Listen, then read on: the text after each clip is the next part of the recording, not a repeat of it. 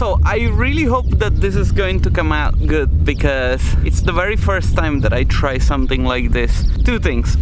I'm outside in a park in Jaffa. It's a little bit like being out of my comfort zone, although, you know, there is no people around me and the weather is nice. And also I'm using my brand new 200D, which is supposed to replace my G7X, the camera that I take with me when I'm on the road. The mic should be a better mic. The lens should allow you guys to see a little bit more of my surroundings. I hate when the G7X is pointed directly to my face, and if I hold it a little bit too far, the audio sucks.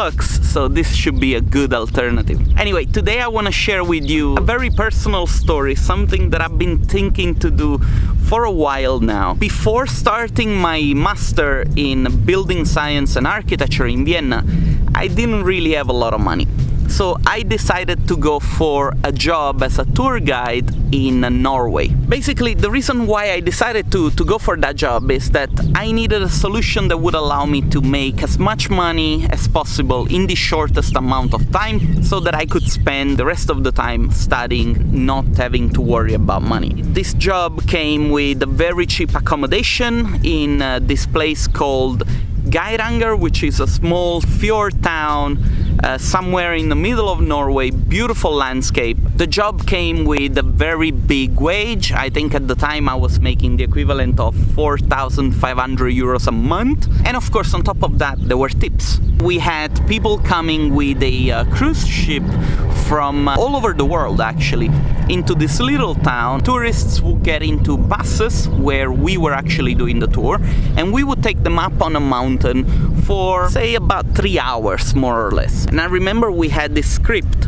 from where we were learning all the facts about this little tour that we were doing. Now, the script was made in such a way that for the first 1 hour and a half, I was talking and describing all the geographical, historical, all the weird facts about this little town and this mountain, how many people were living there, the cost of living, the way people lived in that place. And it was, of course, very interesting. However, after the first 2, maybe 3 weeks, I started to realize that something like 70% of the people that I was taking on top of that mountain weren't really interested in the tour itself. You know, they would get on the bus, they would wait for us to make a stop, they would take a picture, they would just go back inside, maybe sleep through the trip between the stops. This was a problem for me, because the level of engagement was corresponding to the amount of tips that I was making. And I realized that the more people were bored by the script that I was reciting to them, the less money I was getting in terms of tips. Also, there was a very big factor, like the only people that would actually tip were Germans, Americans, British tourists, and that was it. All the rest, Spanish, French, Italian, they would not tip because it was not in their culture. Long story short, I started to think to myself, there must be something that I can do to improve the experience of this tour for these people. So otherwise, you know, I'm gonna spend these 3 months here in summer, because the job was actually only for the summer, and I'm gonna go back home with not that much money. I took the script and I started looking at it, and I started to think of ways to make it a little bit more engaging and a little bit more even funny, if you like. So, you know, I started to write all these jokes, and I started to write a lot of like questions that I would ask people. When they would answer, we would start a little debate, and the debate always had some sort of like joke or punchline inside. And this really helped getting people to participate more into the tour itself. One thing that I realized almost immediately is that the moment I started to make this tour a lot more enjoyable and a lot more entertaining, at the end of the tour, people were giving me a lot more money in terms of tips. Bear in mind that in a normal tour I would make probably $25, $30, which then I had to share with the driver. After me making these adjustments to the script and reciting something else, something a little bit more funny, this amount of money started to change, started to go up, and it started to go up actually by a lot. You know, we were starting to get $50, $60, $100, $200 of tips.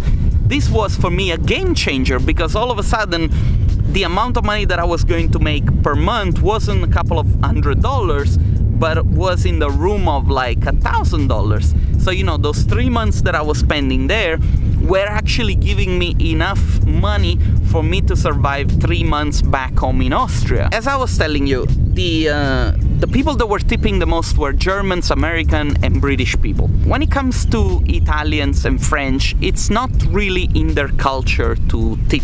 However, it turns out that if you brought up the topic to them and told them that that's what people do in this country, and that's how both us guides and bus driver earn a little bit more of a better living, well, it turns out that, you know, Italians and French and Spanish are actually quite generous. The only reason why they were not tipping is because they didn't know that they had to tip. Some of the biggest tips were coming actually from Italian, from French people. I remember there was this bus of people from Martinique. The tour was in French.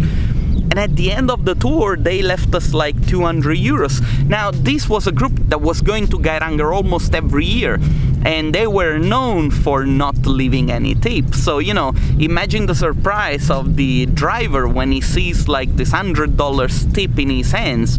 Because of course, you know, we were sharing the tips. One of the things that I understood later on in my professional life, a lot of things and a lot of like misunderstandings and a lot of disappointments, they come from the fact that the communication doesn't happen. Having a good and strong communication will allow you to break through the people that you're dealing with.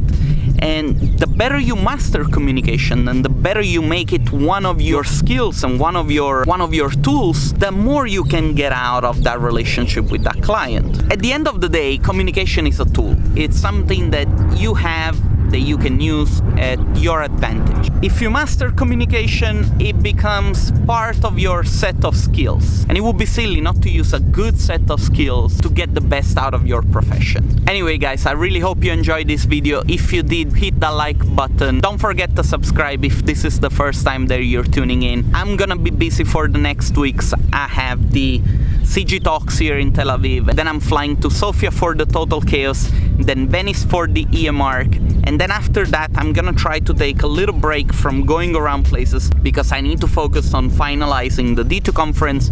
Jason and Christian are harder work at home. This year it's going to be an amazing event and I really look forward to welcome you guys to Vienna. I want to wish you guys a fantastic day. See you next week.